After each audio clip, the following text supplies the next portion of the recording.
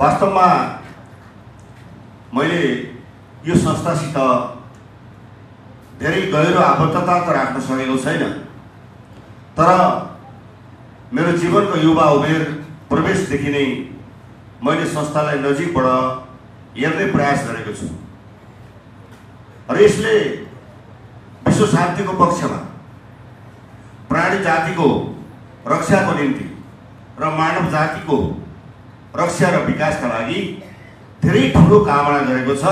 यसको यो कामना सदैव पुरा होस् र यसका सबै यसले अगाडि बढाएका सबै कार्यक्रमहरू, यसका सबै भावनाहरू सदैव सफल रहन् भन्ने शुभकामना व्यक्त गर्न चाहन्छु।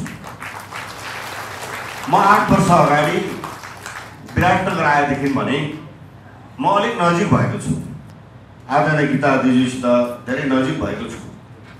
मलाई खोजिरहनुहुन्छ, बोलाइरहनुहुन्छ, म कहिलेकाहीँ जाने गर्छु, कहिलेकाहीँ उहाँले खोज्दा उपलब्ध पनि हुन्न, बाहिर भएको कारणले वा अनेक कारणले।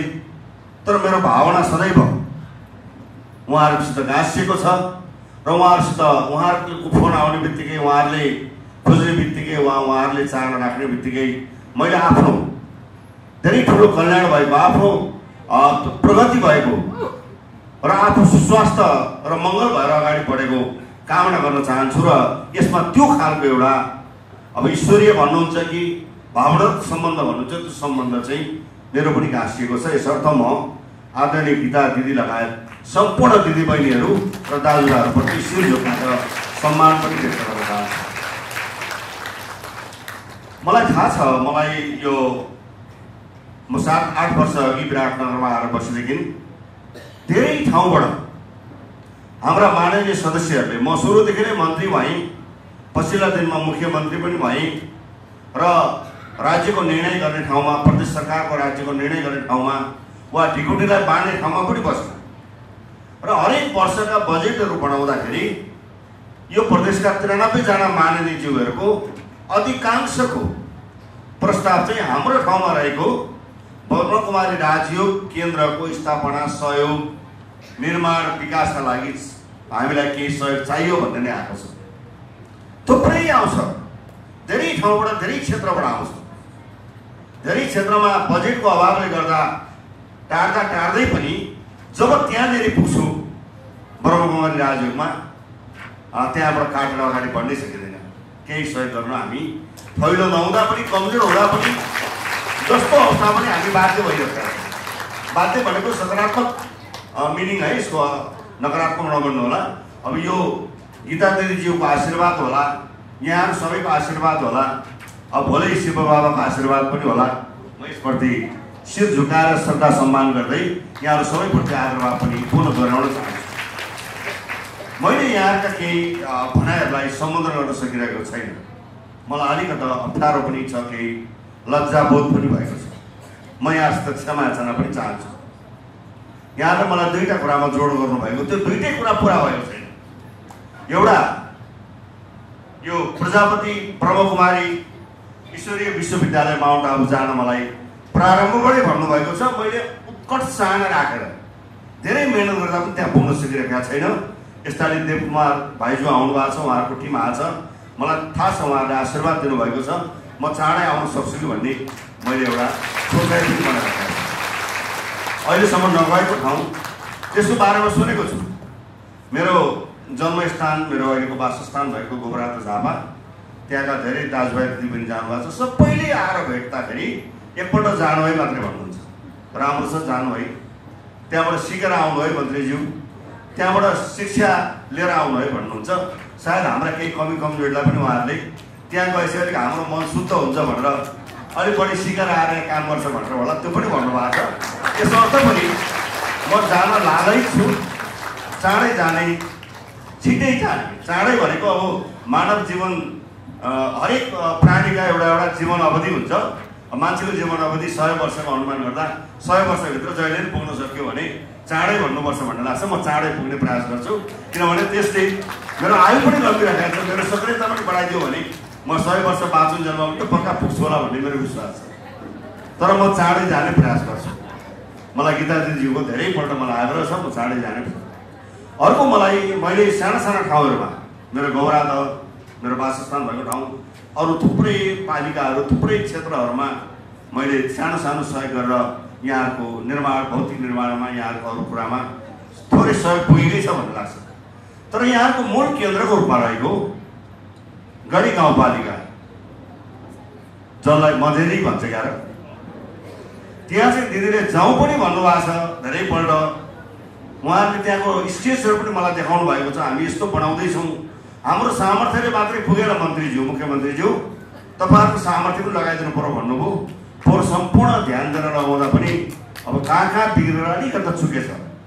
म यस्ता चाहिँ तपाईँलाई यति मात्रै भन्न चाहन्छु, कति बजेट प्रोग्राममा परेको छ, बजेट केही परेको छ, तपाईँहरूलाई 2 वर्षभित्र तपाईँहरूको नक्सा डिजाइन आवश्यकता अनुसारको सम्पूर्ण रूपमा बनाइदिने गरी कोशी प्रदेश सरकारले काम अघि बढाउँछ।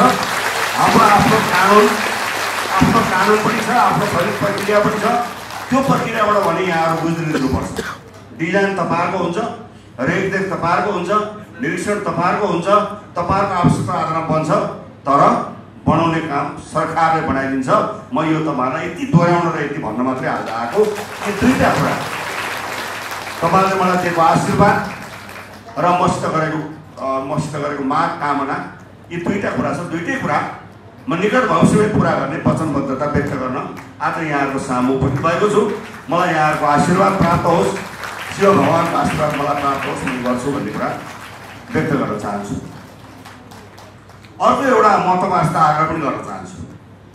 अहिले समाज चाहिँ विकसित भइरहेको छ, विकासको बाटोमा छ। ठुल्ठुला बाटाहरू बनिरहेका छन्, ठुल्ठुला पुलहरू बनिरहेका छन्, सयौं हाइड्रो पावरहरू बनिरहेका छन्।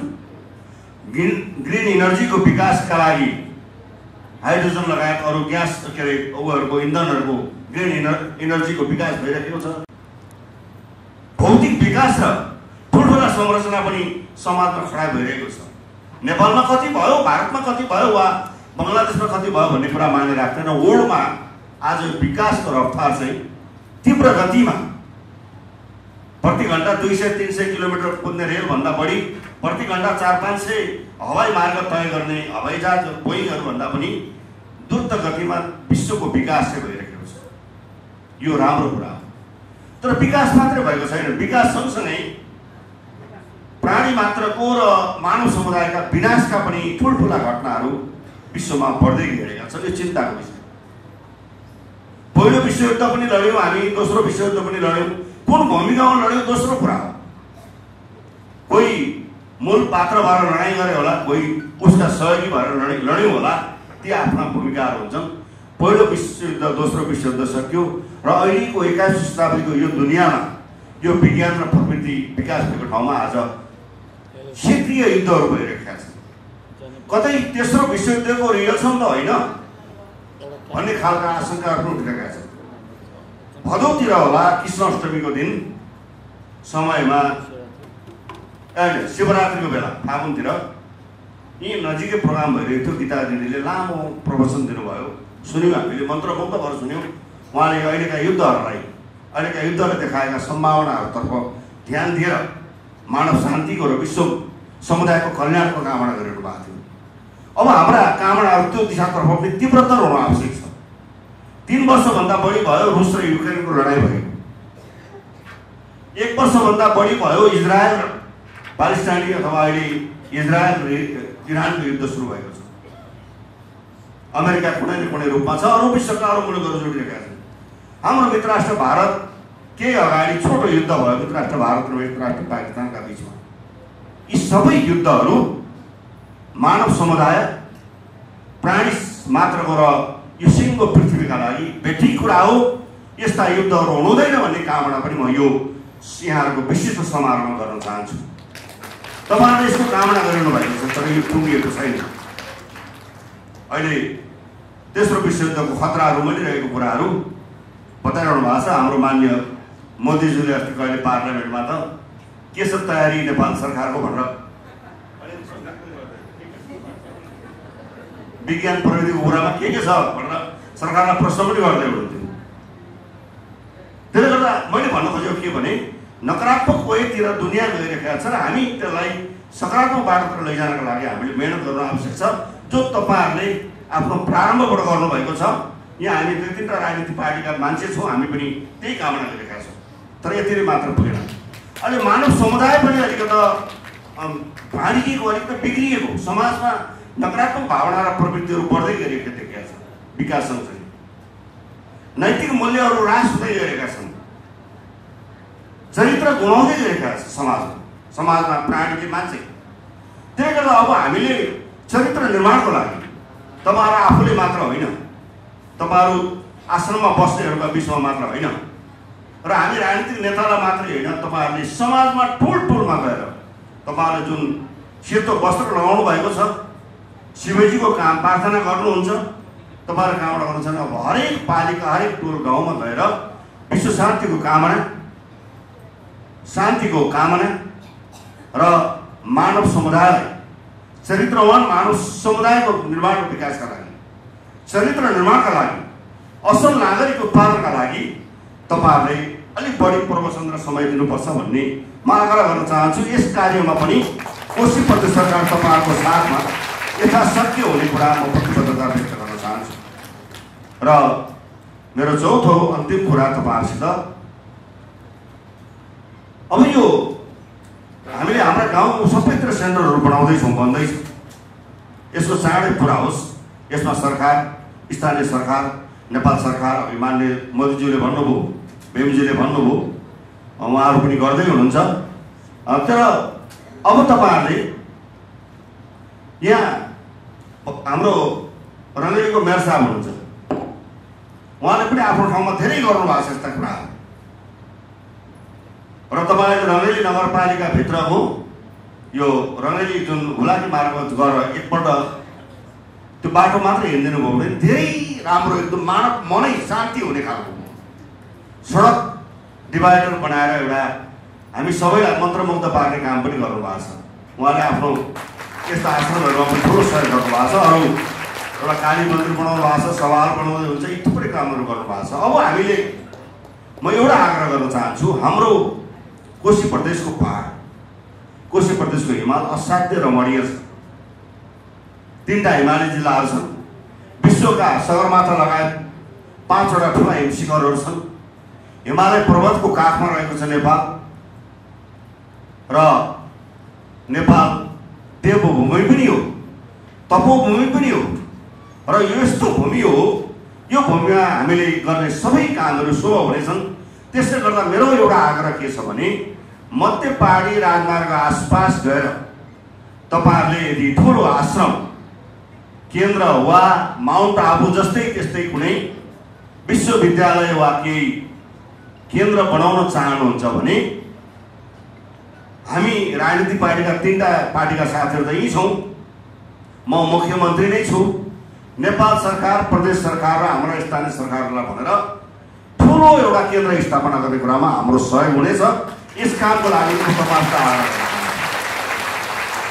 मधेसतिर बन्यो,